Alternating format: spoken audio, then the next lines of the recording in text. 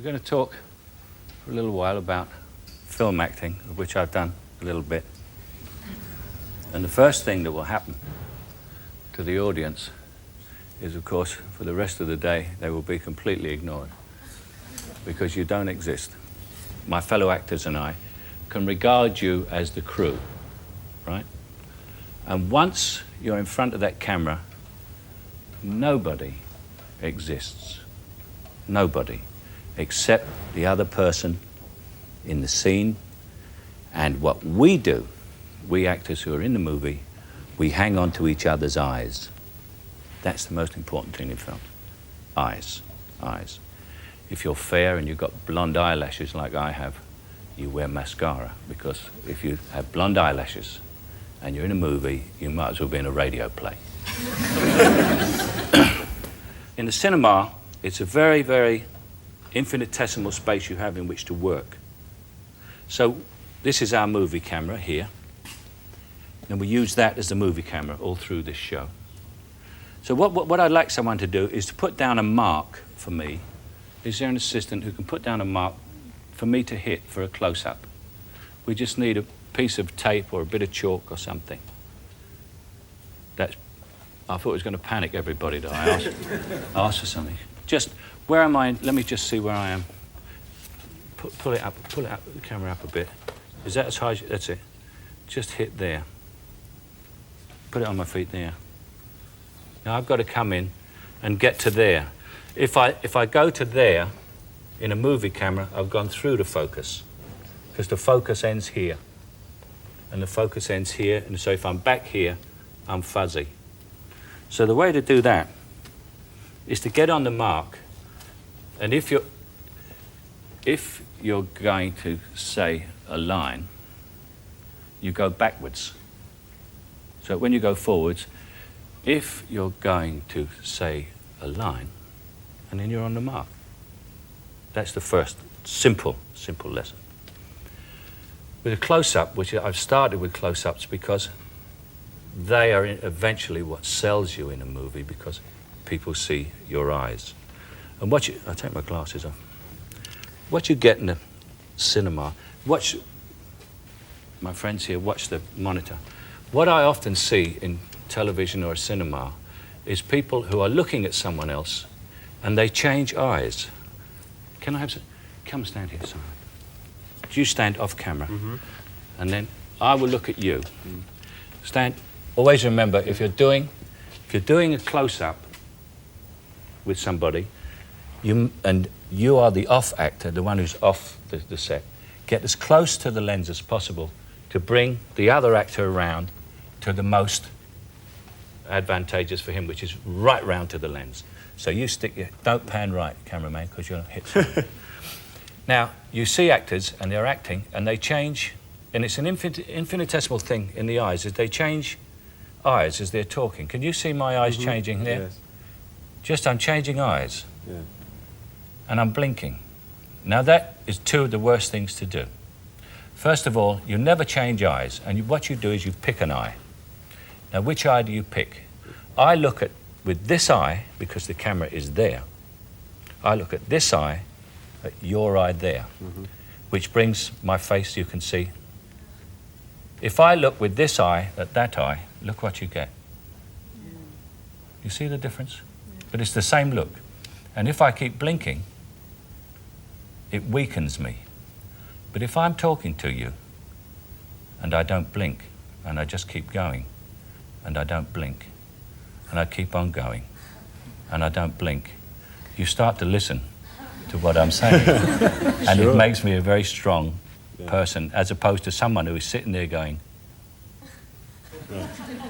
which is someone who's completely flustered. The camera is like somebody who loves you deeply. It's the most incredible of mistresses or lovers, whichever sex you are, because it will love you forever, in spite of the fact that for the rest of your career, except on given occasions, which we will come to, you ignore it. It does not exist. You never look into it, you never know it's there. You just hold the eyes of the other person and listen. And listening is really what acting is all about for movies. It's not like the theatre. It's an entirely different situation.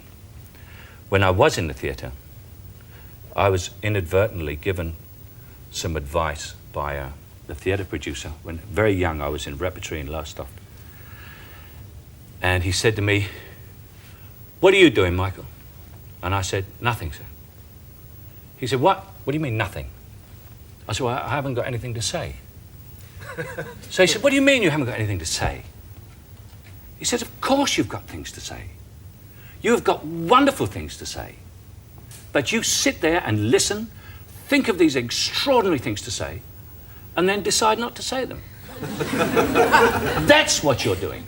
And that is the greatest piece of advice I can give to someone who wants to act in movies, is to listen and react. But also, when you get really close to the camera, if some directors go in for a massive close-up, the thing that people never do in real life is they don't say, "Oh, I don't want to go out. I'll have the egg and chips, you know." But you will see actors doing that all the time. And so when you get in here, that doesn't look so obvious until you get in here, you know. So, but you've got to just be. There is no one here. It's just you and me. You'll be standing there. And there isn't even a camera. And you just say, "Well, no, I don't think I'll have the egg and chips. I'll have the caviar and bellinis. Shall I?" And they say, "Well, no, what do you really want?" And you say, "Well, he's not doing anything." And it's a story of Jack Lemmon, who was working with George Cukor. And it was his first movie, and he'd come from Broadway theatre. And he kept doing it, a scene. George would say, "Cut, less, Jack, less." Jack would do it again. George, "Cut, less, less." Again, "Cut, less." And Jack finally said, "Look, if I do any less, I'll be doing nothing."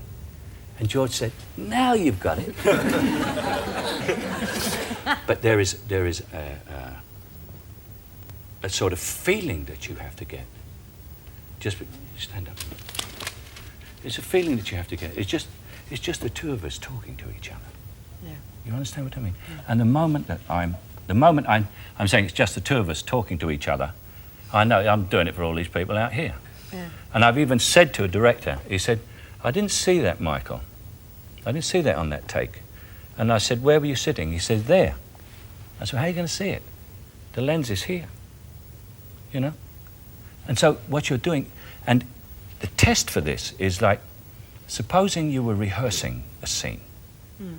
So I'm standing here talking to you, and we're rehearsing a scene, and the director comes up, or assistant director or someone, will come up and say, "Oh, I'm sorry, I see you're rehearsing," and he goes away. If he can see that we are rehearsing, then we're not doing it right. What should happen is we should be talking just to each other. Yeah. And the director, the assistant or the friend or other actor should come up and join in the conversation as though it's a real conversation. And you say, "We're rehearsing." And they say, "Oh, I didn't realise." Mm. Okay? Has anybody got any questions? How do you achieve your sense of relaxation? By just feeling concentrated and... It's concentrated, yeah. And you know that you have no enemies. Everybody's on your side. Mm-hmm. The camera is like a belt or a net behind you. And someone's standing behind you and saying, "Look, you can relax, it's okay. You don't have to push it." Like, say, in the theatre. You don't have to push it, just relax and let it come out. If you do it right for them, for this camera, it will catch you every time you fall back. It's watching you, it's your friend, it loves you, and it is listening and watching everything you do. You don't have to do it big. You don't have to shout and scream. And nobody exists except us six, right? I'm talking to you now. You got a question? Well, I was just about the you're saying about listening Yeah. and reacting to something that's going on. Now, how does that work if, for example, you've done your master shot and now you're going to go on to your close-ups, Yeah. and that person is talking to you, and Yeah. now you're going to do your close-up. Yeah, And this yeah. close-up is like 3.5 hours after you've started the original thing. How do you get what you call the emotional recall? That is to actually concentration. Well, That- yes, but I mean, that's how the does- next thing. Yeah. Is to you don't think about it for hours. You don't think. What you do is, you see, you get actors who will say, "God, I saw the rushes yesterday, and I didn't like that thing where I did that, and I don't go and see rushes. I sit on the set, and I'm figuring out what I'm going to do next. Right? Anybody smoke? You got a cigarette on you? Now you come up here and light it with me and smoke with me, and we'll have a talk while we're talking. Yeah, I've got a light. Yeah.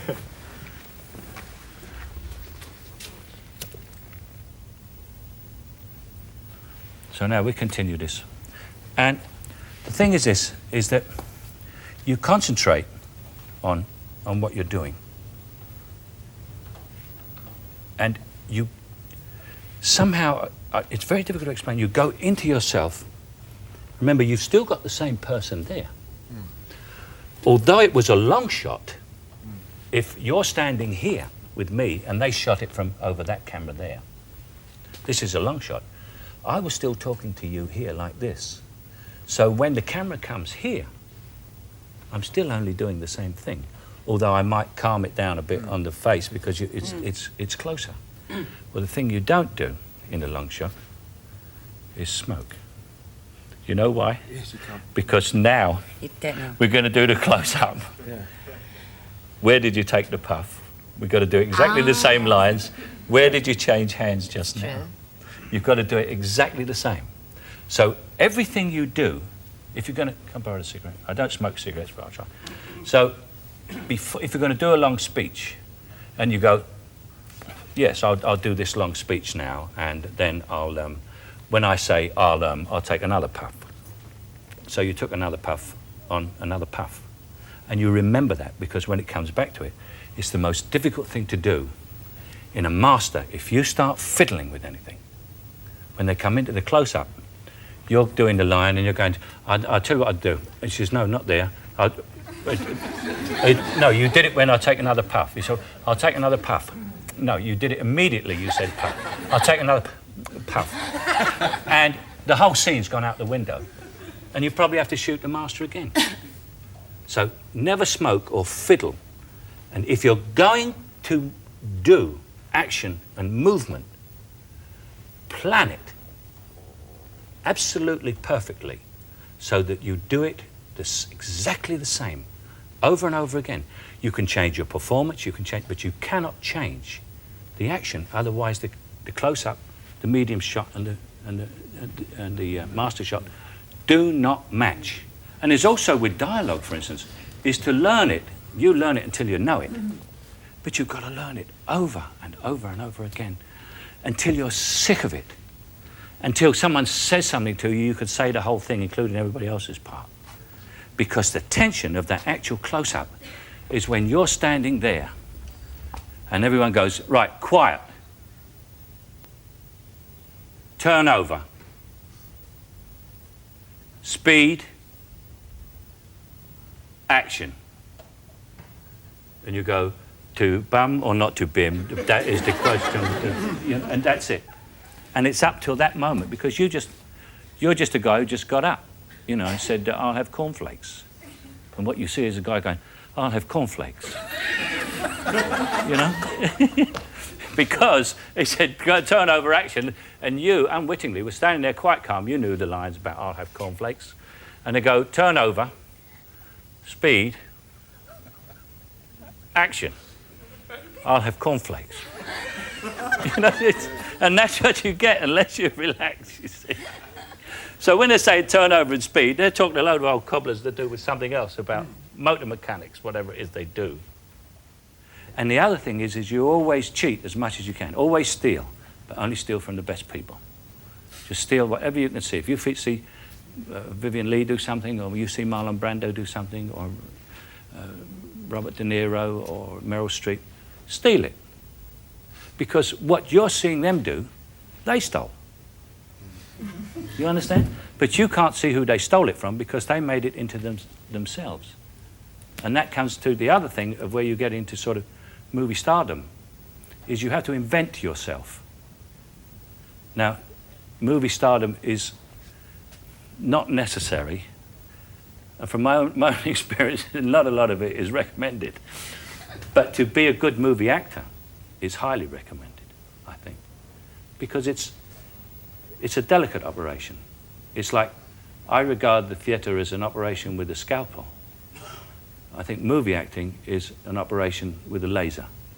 Because it's so tiny and it's so small that half the time people say, I don't know what you're doing. And you say, wait till you see the rushes. That's what it is. Wait till you never ever see the rushes, ever? No, I wait for them to see the rushes. I know what they're going to see. No, but do you ever, though, when you're filming? No, never see the rushes. All I've ever seen from rushes is, all rushes are wonderful. Everybody buys their yachts in rushes and go bankrupt at the premiere. All rushes are wonderful. Anybody who you speak to about the rushes, if you were that foolish, says they're wonderful. But what you don't realise is you say to makeup, how was rushes? They say, wonderful. Her lipstick was just, it was wonderful. You say to hair, how was the rushes? Oh, you should have seen the parting there, it was great. Everybody watches their own thing. And if you go to rushes, you will watch yourself. Yeah. And nothing else. And in actual fact, it should be a stranger to you. It's someone else. The director, if he's any good, will tell you what you will like. You cannot bluff your emotions. You cannot bluff this fella. No. Or lady. This lady here, you need do nothing. But you must feel. You must feel, and you must look, and you must listen, because she will see everything you do, and she will pick it up. You don't have to throw it to her, and she'll love you, even though you ignore her for the rest of your life. She'll still love you when you're 60. I'm banking on that. I'm 53.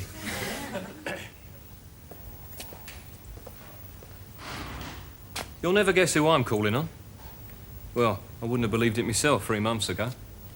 I'm here, gal. Well, that's life, isn't it? You never know what's around the corner, do you know what I mean? I mean, down 1 minute, up the next. You drop a tanner, you look around, and what'd you find? Ruby. Hello, baby. Hold it. Gotcha. She's in lovely condition. Oh, what are you so impatient about? What do you think? Oh, no, don't kiss my hair. You know what it does to me. Come on. What about it? No, let's at least have a drink first. Whiskey? Got a beer, have you? A light ale or something? Yeah, I've probably got a beer on the ice. She gets all this lot off income tax. Business expenses, see? She owns 3 hairdressers. The thing I like about Ruby is she's a mature woman. When she gets hold of you, you can feel a lifetime of experience in her. I find I'm going in more for that kind of woman these days.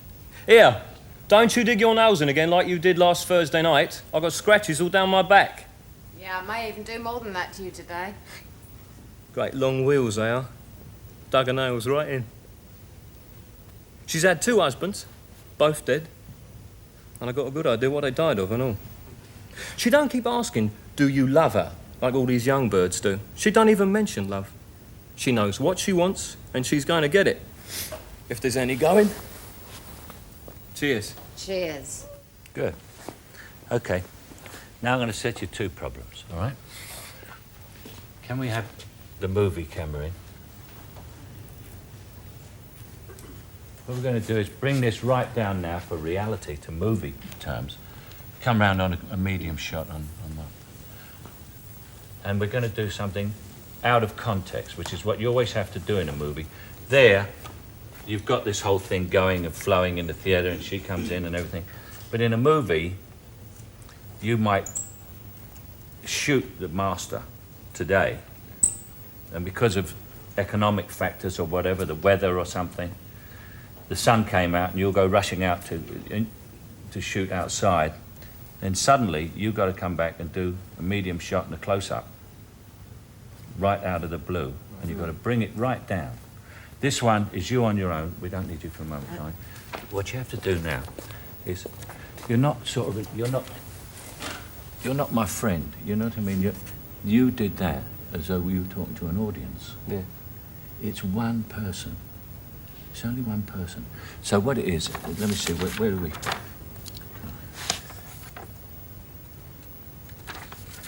See, gets all this lot of income tax. Business expenses, see? She owns 3 hairdressers. The thing I like about Ruby, she's a mature woman. When she gets older, you can feel a lifetime of experience in her. I find I'm going in more for that kind of woman these days. Here, don't you dig your nails in again like you did last night. I've got wheels all down my back.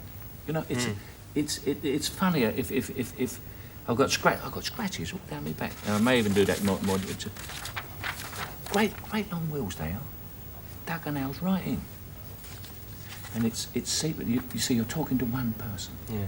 That's why we could have the camera right over there and you could stand up and you could address everybody. Yeah. What we used in Alfie was the camera as a best friend, not as an audience. Yeah. And remember, in movies, the camera is always your best Yes. friend. You know what I mean? Yeah. So what you do is relax into it. You're just talking to your best mate, that's all. Right. And you look straight at your best mate and say, yeah, she gets all this lot of income tax, you know. Mm. She's got 3 hairdressers. Yeah. You know, she had 3 husbands, all dead. I think I know. You know, it's because it's not the theatre. It's just you talking to your best mate. You like him and he likes you and he's ready to listen to every word you've got to say and he's very interested in you. Right. And that is your best friend. Try it again. She gets all this lot off income tax. Business expenses, see? She owns 3 hairdressers. Now, the thing I like about Ruby is she's a mature woman. And when she gets hold of you, you can feel a lifetime of experience in her. I find I'm going in more for that kind of woman these days. Here, don't you dig your nails in again like you did last Thursday night. I've got scratches all down my back. Yeah, I may even do more than that to you today. Yeah, great long wheels they are. Dug her nails right in. She's had 2 husbands, both dead, and I've got a good idea what they died of and all. She don't keep asking, do you love her, like these young birds do. She don't even mention love. She knows what she wants and she's going to get it. If there's any going. Cheers. Good, much better. Let's go in really close on that now. Now, look at the monitor. Oh. You see? Right, yes. Now, anything, if you go, oh, shit. Yeah, no faces. Right. No faces. Everybody pulls faces. People, when they talk to you, they don't come up and say, excuse me, could you tell me where Woolworths is? But because we are actors and we get kind of nervous, certain twitches come out in our face or even in our bodies, you know. You'll see an actor and he's doing this because he's nervous. There's no need for any nerves. No one, everyone's there to help. Just get that smile. Get a smile to the camera. Say, yeah, she had 3 husbands, 2 husbands, both dead. And it's funny to you because I know a bleeding good idea what they died of and all. Yeah. It's, you see? Yeah. And it's to a mate. See, where's that camera? She's had 2 husbands, both dead. And I have a bleeding good idea what they died of and all. Yeah. And this is a big thing because, you know, they died because she's in a bleeding kit. You know, right. I mean, this is so it's just very intimate. Now have a look at your close-up again. Yeah. You don't have to do anything except show with your eyes that you think this is bleeding funny. 2 of them dead and you know what they died of. Christ. You know? Right. Try again. She gets all this lot off income tax. Business expenses, see? She owns 3 hairdressers. Now, the thing I like about Ruby is she's a mature woman. Now, when she gets hold of you, you can feel a lifetime of experience in her. Slow down. It's your mate. It is willing to listen to you. Yeah. Just slow down. Say, when she gets hold of you, you feel a lifetime of experience in her hands, you know? It's you know, it's the 2 boys talking together, all, you know, great bird, this one, you know. So you can go a lot slower. Right.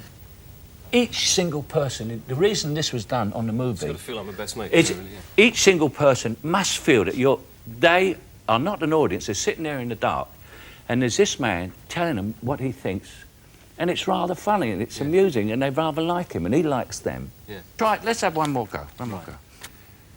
Guess all this lot off income tax. Business expenses, see? She owns 3 hairdressers.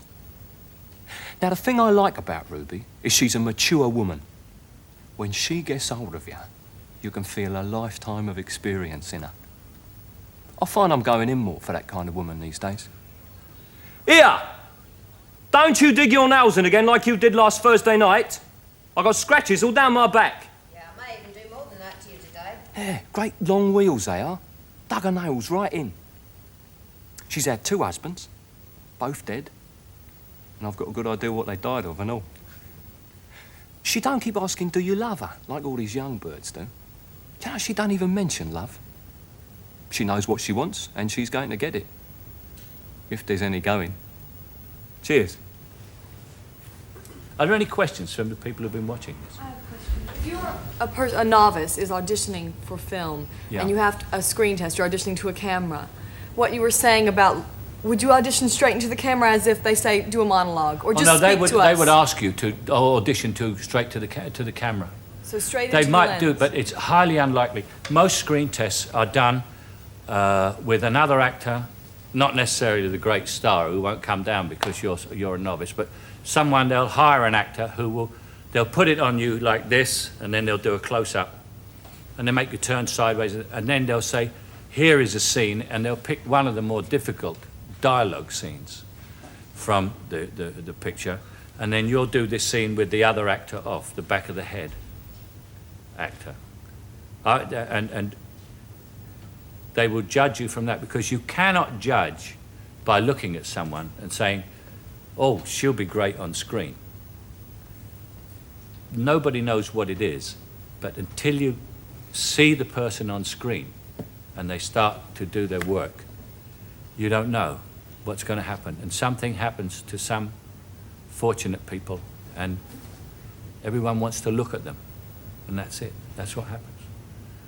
And you'll see all those old screen tests. Sometimes they show them, Marilyn Monroe and James Dean. They're not that hot because most screen tests show fear. I know mine did. My screen test for Zulu, the director came up to me at a party on the Saturday night after I'd done it on the Friday, and he said to me, that was the worst goddamn screen test I ever saw in my life. So I thought, oh, that's all right, I haven't got it. So he said, but you got the part, because we're leaving on Monday and we can't find anybody. That's Siam Field for Zulu. But usually I was petrified. But Stanley Baker, who was a very kind man, did my screen test with me. He came there, even though he was the star and the producer and everything. Is there another question from someone? Well, I was just going to ask, if it's easy, if you've been on a film for a great length of time, but if you're just an actor who's just doing like one scene, and you're there for 2 days, and you arrive on the location, and it's the night before, and you're in your hotel room, and you've been given your scene to do, what do you do for that night before to actually prepare for the following morning? Apart from just learning the lines. You've learnt the lines, we assume. Yeah. I go through and do exactly the performance over and over again, exactly what I'm going to do.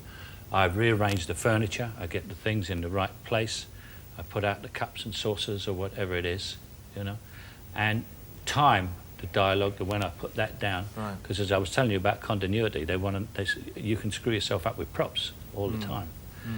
But the hardest thing to do on a movie is to come in once the movie's been on for a while, because you're standing there, you don't know anybody, everybody's saying, good morning, Charlie, how are you? Get me a cup of tea. Hello, Mr. The star comes on, he's usually a pain in the neck, you know, a bit conceited, and it doesn't talk to you because you've only got a small part. And I've done this, and you stand there and you're nerve-wracked. And you know, and especially if there's a whole big scene goes on, and then you've got the last line. You may only have one line. You know, and the cavalry comes down the hill, and all the beach explodes, you know, and you say, quick, the Germans are crumbing. And everybody goes, oh. One line, one goddamn, who got this guy? Who brought the casting director comes in and says, what's the matter? He said, guy can't say one line. But you're standing here, you're saying, Jesus, there's all those troops coming over. It'll take 2 hours to put the explosives back in. Then the great star says his great long speech, absolutely perfectly. and you go, the Germans are coming. Can we? And then always the actor says, can we post-sync that? Would it be all right to do? And the guy goes, no. You've got to do it again. And that's the hardest thing to do, to be a one-day actor. Yeah. Mr. Anderson, Sidney is bursting with creative ideas about your play. I've never seen him so enthusiastic. This young man has written a play. He's an unknown playwright. He sent it to a famous playwright. This famous playwright is on the downward path. He's had nothing but flop plays, and he's really written out. And the young man's play is brilliant. And what he's done is arranged that he is going to take the young man's play and kill him. And the wife is watching this and trying to talk him out of killing him. But what the plot actually is this. These two are homosexual lovers and have set this up in order to get rid of the wife. And it's very wrong of you to have offered to give it to him. I'm the one in this household whose eye is on the checkbook. I'm going to make a suggestion to you, Sidney. It's going to come as a shock to you, but I want you to give it your grave and thoughtful and earnest consideration. Will you do that? Will you promise to do that for me? Put aside the play you're working on. Yes? Put aside the play about Helga Tendorp and how she finds murderers and keys under clothes dryers. Put it aside, Sidney, and help Mr. Anderson with his play. Collaborate with him. That's what I'm suggesting. That's what I think is the fair and sensible and rational thing to do. Death Trap by Clifford Anderson and Sidney Bruhl.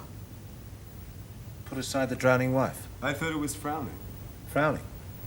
Well, how much can I move this? Sorry. Yeah, you're right. That's you're all right. right. Just do it naturally. Put aside the drowning Don't wife. feel no. That's Yeah, a terrible thing in the process. Don't feel restricted. Yeah. Yeah, but if you can do that, yeah. Frowning. What do you mean frowning? It's the drowning one. Yeah.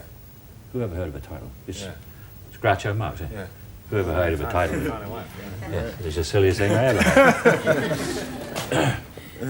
heard. Drowning. Put aside the drowning wife. I thought it was frowning. Frowning. What kind of title would that be? The drowning wife. It will keep, Sidney. People are always interested in psychics who can point at someone and say, that man murdered that man. Put it aside, Sidney, please. Do for Mr. Anderson what George S. Kaufman did for you. Well, that's a very persuasive speech, Myra, and obviously very sincerely felt, though how it must have sounded to Clifford. Wow, I suddenly feel as if I'm on the spot. You are. Myra has put you there. As a matter of fact, she's put us both there.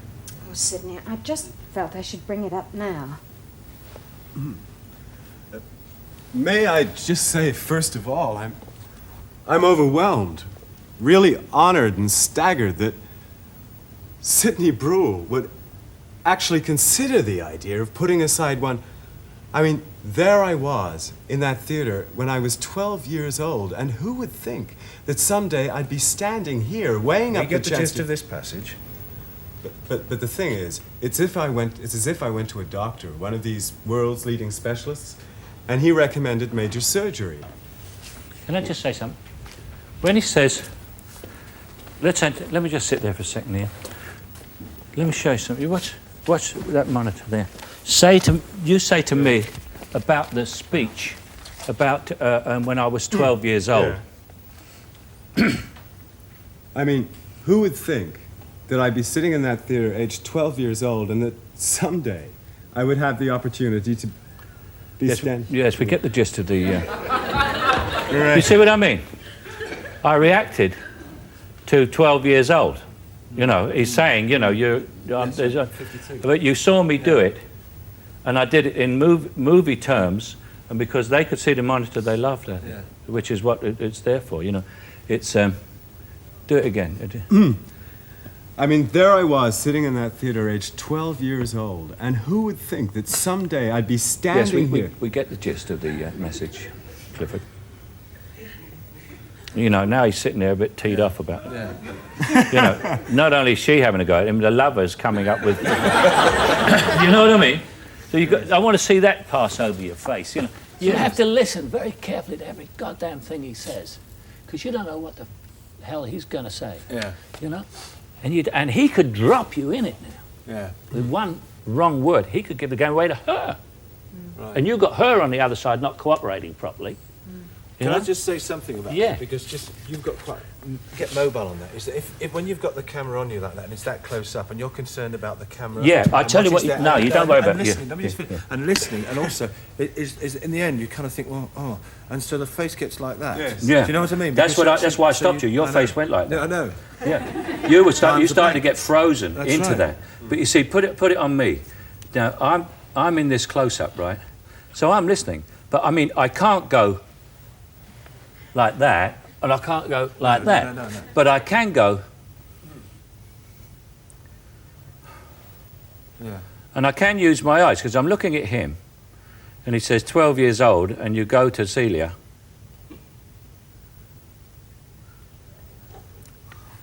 Yes, we get the gist of it, Clifford. You know, and I'm quite free within that framework, Yes, aren't I? yeah. But I can't go like that, you know. And if you were in a situation where it's what you did there, you froze, which is why I stopped it and said, let's. If you're in that situation, then you say to the director, how much freedom have I got in here? Yes, and if he says, well, it's only a stare and it's this close and you can't move an inch, you know, because the man's coming towards you with a knife and I want to get this, then you can't move, you know? Yeah. And you can't go, No. you've got it, but within this framework, it's okay. And the director will accommodate you on that. I mean, any director would. You know, you say, well, don't freeze in there, Ian. You say, well, I don't feel like I can move. You can move in this frame. Do that speech again to him, Clifford. So it's best to ask really what... Yeah, you see, Always. everybody is there to get the greatest performance from you that you've ever given. Everyone will help. The electrician up there, he will go scrambling along there and get that light absolutely right so that there's a glint in your eye. Everything is done for you. Everything. To help you do it right. Because it is bloody difficult. And everyone knows it. I just think of some of the more serious side of movie making, which might not have occurred to you. One day you're going to be in a studio and a man called the special effects man is going to come up. And he's going to say, well, he said, you stand here, he says, and on action, that wall will be blown out. But don't worry about it because it'll go that way. He said, the roof will come down, but don't worry about it because that will go that way. He said, the floor will open up and you'll fall into some water and there's a shark in there, but don't worry about it because we've taken all its teeth out. It says, and then as you crawl out of the water, a poisonous snake will crawl up your trouser leg. But don't worry about it because we got an expert from the zoo and he's just milked it. And what you say to him, you say, Mr. Special Effects Man, let me see you do it first. And he will say to you, we haven't got the time. You know, it's 20 past 12. I mean, if we got that, by the time we get to do it, I'd do it, you know, I'd willingly do it, but I've got to reset the charge, I've got to get the snake out of my trouser leg, put it back, got to put the roof back on the thing. He said, so, you know, I mean, it's going to cost £15,000 to do this. In time, it's going to take all afternoon to reset, you know, otherwise I'd do it. And you look at him and you say, you do it first. Always have it demonstrated to you, exactly what you're supposed to do. Any more? You have to do quite an intimate scene with somebody that you've never ever met before. How important is it to sort of get to know them or to feel relaxed before you film that? Say you only meet them the day before. Well, I mean, do you think it's important to kind of go out and have a meal together and get to know each other so no, that you... no, I think that way lies disaster. Yeah. You know, because you're liable to start the intimacy the night before. Which is disaster in movies as well, you know, because then halfway through the picture you split up, you're not talking to each other, and then you've got the real romantic stuff to do. No, you don't. I find that to be, the thing to do is to be extremely professional about the whole thing. In as much as this is a job, this is what we're doing, and the fact that we're lying naked in bed, we never met each other before. You know, and I mean, you're very rarely naked, but I mean, you're getting some intimate love positions, you know, kissing people you've never met. Provided it's done. I mean, what I do is I joke about it a lot so that the female side of it, of the thing, is never under the impression that I'm getting off on it on a freebie or whatever, you know what I mean? Yeah. But it's also another thing that I do. I always carry a little thing of mouth spray, you know? And just before a love scene, just in case, because you don't know, in case anybody has sort of breath problems, I always go, shh, shh. And the actress says, "What's that?" I say, "Have a taste." Very good. That gets over that one. And I always say, well, look, I smoke cigars, you know, so I always do this because it tastes if we have a kiss each other, you know. He says, "Oh, what's it taste like?" I go. That's the other thing I was going to ask you is what makes you decide to do a film if you get a script and read it? What is it about it that will make you? Is it different from the last one I did? And I mean, what's the part like for me? Is it any kind of challenge? Yeah. And under what circumstances is it being done? I mean, is it a little shoestring picture where we're all going to, you know, be sitting in mud huts in Tanganyika? Or, you know, are we going to be put up at the George St. in Paris or something, you know? I look at those side of it now, because when you get older, you do look at those comfort things a bit. I mean, when you're nuts, when you're young, I mean, I spent 26 weeks in the Philippine jungle, you know, which when we got back, you know, we could have shot it in the tropical garden at Kew. Because all it was looking out behind a load of palm leaves, you know, I mean, and they were all there. Because in the jungle, you can't see the sky, you can't see the scenery. I mean, you just see, could have sent a second unit. Yes. If you've got a very emotional scene with someone else and it's your close-up, would you always insist on the person you're acting with being behind the camera? Or No, I don't. I mean, I will let them go home. I can do it to the wall, it doesn't matter. The only thing is when you get the continuity girl going, "I love you, darling, but I have been unfaithful. I hope you will forgive me." And you're going, "Oh, no, please." That's a little bit difficult. Yeah, how many times in your career have you found that people employed you to pull a film through? As a leading actor in movies, you're employed to carry the picture. You know, everyone says, "Oh, did you see that character actor came in and stole that scene off of you yesterday?" I say, thank God for that. At least it's 5 minutes I'm not responsible for. Because you are paid really to pick a picture up on the first day of shooting, put it on your shoulders, and take it to the end. Any more? Would you like to direct? I suppose eventually, but what happens is when you're an actor, you get a script and you say, "This part isn't big enough." And so they say, "Oh, we write it all up for you." And then they write it all up and you say, "Jesus Christ, I'm working every day." That's what happens. And I suddenly thought, the director works 3 months before the picture starts and 4 months after it's ended. In the period that a director does a picture, an actor like me who works a great deal will have done 4, you know? And so there's an economic reason for me not becoming a director. We're going to do Educating Rita now.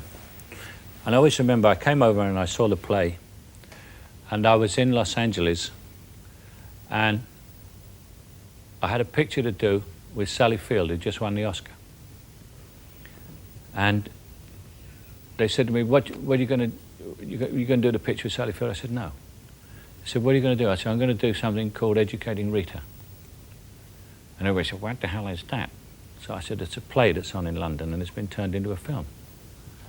And they said, well, who else is in it? I said, a girl called Julie Walters. They said, who the hell is Julie Walters? And I said, well, she's very good and she's in the play and she's going to do the movie. And I'm going to do it with her. He said, but, and they said, well, Educating Rita, that's, must be about Rita. He said, what are you playing at? So I play a guy called Frank. He said, well, you should be doing a picture called Educating Frank if you're going to be a star in this picture.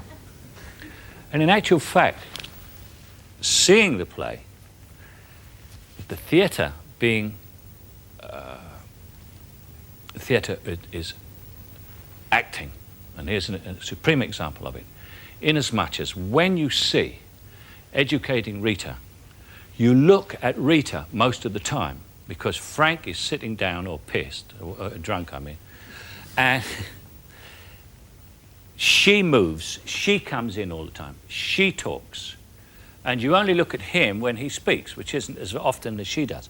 But also, the difference between film and theatre was heightened here, it was explained here, in as much as it's acting in the theatre, so you look at Rita. But in the movie, you have to cut to Frank for his reaction, otherwise what she did has no meaning. And if there's one thing that I can do in movies is react. And that's kind of where a movie actor earns his living. I know, I wouldn't have understood it then, Frank. You would have thrown it across the room and dismissed it as total shit, wouldn't you? I know, but I couldn't have understood it then because I wouldn't have been able to understand and recognise the illusions. Oh, I've done a fine job on you, haven't I, Rita? Oh, it's true, Frank. I can see now. You know, from now on, I'm going to change, like you, I'm going to change my name. From now on, I shall insist upon being known as Mary. Mary Shelley. Do you understand that allusion, Rita? What? Mary Shelley, she wrote a little Gothic number called Frankenstein. So? This clever pyrotechnical pile of self-conscious illusion is worthless, talentless shit. There is more poetry in the telephone directory and probably more insight. Its one advantage over the telephone directory is that it's easier to rip. It is pretentious, characterless, and totally without style. It's not. Oh, I don't expect you to believe me. Of course, you understand the hallmark of literature now, don't you? Why don't you just go away and leave me alone? Don't think I can bear it any longer. Can't bear what, Frank? You, my dear. You. Cut. Now we're going to a close-up. We want to go from... I'll tell you what you can't bear. Did you get up at all there? I did before. Yeah, well, get up. All right, get up. He'll yeah. follow you. He knows Right. all that. When are you going to get up? Tell him. Can't bear... I'll tell you what you... Yeah. Another I'll tell trick. you what you can't. Another trick Yeah. that I haven't told you. Let me... This is what happens to the cameraman when you don't know. I'll tell you what you can't bear. I've gone right up out of it. Take him up with you, you see. Look, I'll tell you what you can't bear. See, he hasn't got a hernia now. You understand? That's another thing to remember, honestly. The number of actors who go, I tell you, and the guy's going. So take him up with you. Yeah.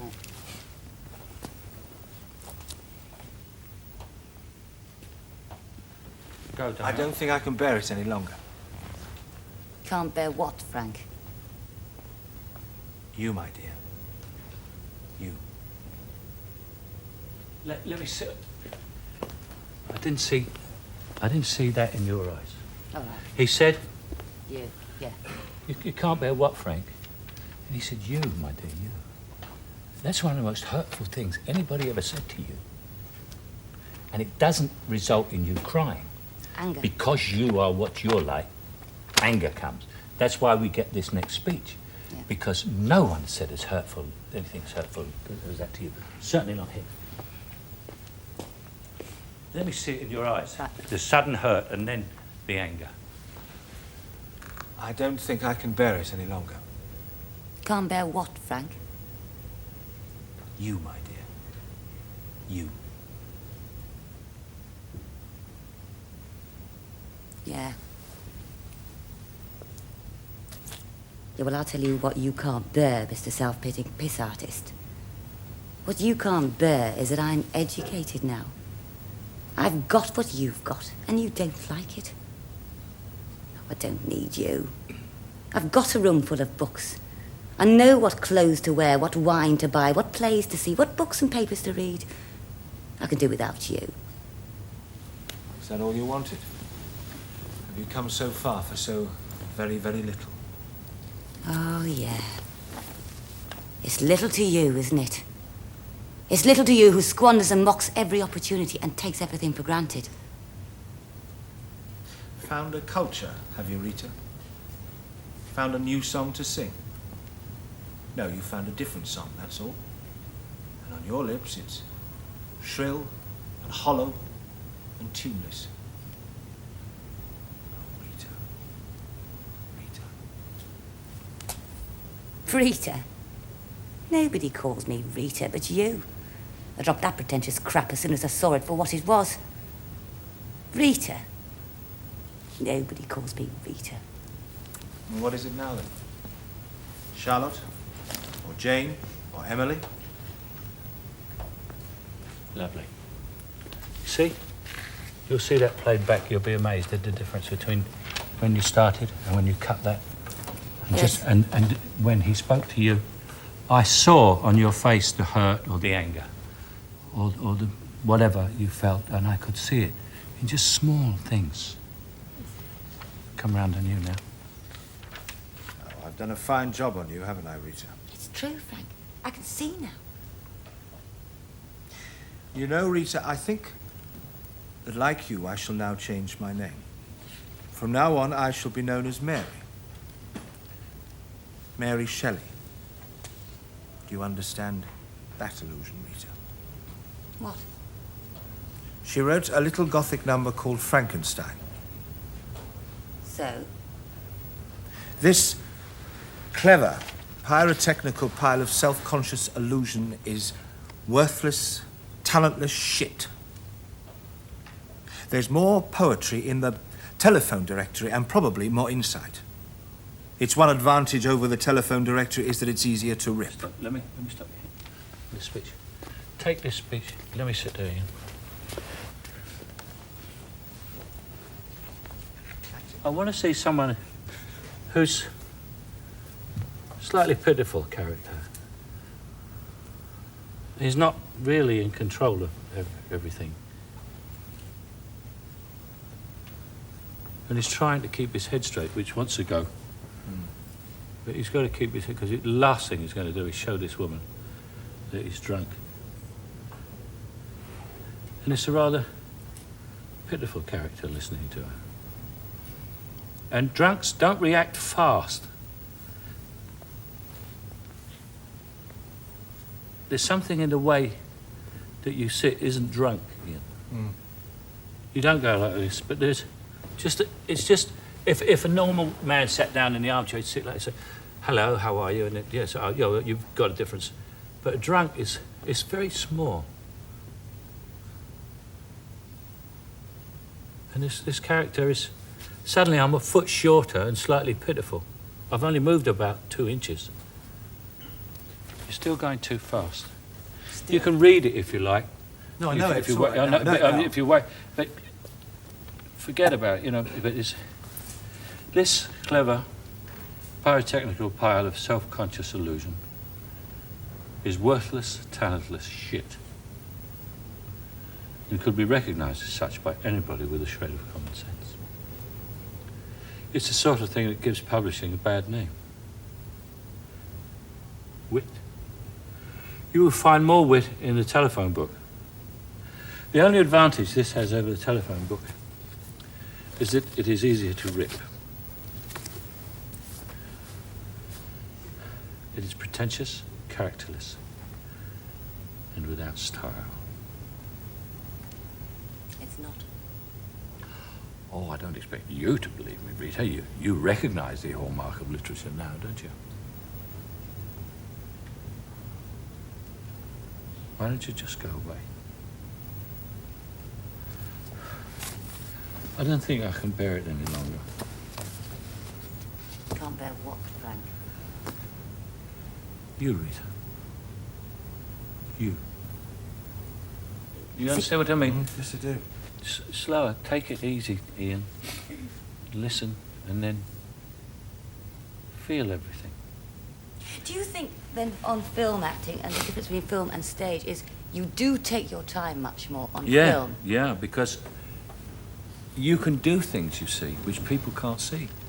I mean, if I'm doing that, is there a camera on me at the moment? Yeah, is there? All I've got to do is go. And that's a big movement. You go, what did he do? What happened there? Someone's coming. You know, you create tension. Just do that. Right. Or that. Nothing. But slower and think about it, yeah? We go from... Get it up from here. Get it up from here. This clever pyrotechnical part of self. Go from there. I'll tell you, let's go in a close-up now on this. Go right in close. This clever pyrotechnical pile of self-conscious illusion is worthless, talentless shit. There's more poetry in the telephone directory and probably more insight. Its one advantage over the telephone directory is that it's easier to rip. It is pretentious, characterless, and totally without style. It's not. Oh. I don't expect you to understand me. Of course, you understand the hallmark of literature now, don't you? Why don't you just go away and leave me alone? Don't think I can bear it any longer. Can't bear what, Frank? You, Rita. You.